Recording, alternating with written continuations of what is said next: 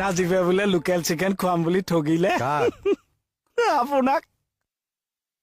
ক'ত কাৰ কি হৈ আছে খুব ইনফৰমেশ্যন ৰাখে ন?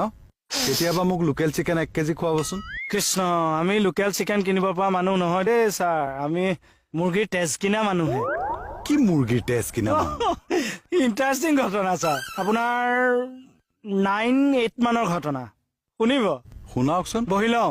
বহক। নাই নবহো, এনেকে কম ৰ'ব। মোবাইলটো চাইলেণ্ট কৰি লওঁ, ইম্পৰ্টেণ্ট ফোন আহিব পাৰে। অৰি হাঁহিয়ে থাকিব নে কিবা ক'ব? নাই ৰ'ব, নষ্টলজি হৈ গলো। নষ্টলজি নহয়, নষ্টালজিক। তাকে আপোনাৰ 8 মানেই হ'ব। ছোৱালী এজনীৰ লগত মানে মোৰ অলপ ইয়ে আছিল, তামাম ইয়ে। আৰু তাই কি কৰে ছাৰ, তাই তেজেদি এডৰা চিঠি লিখি দিয়ে এৰা।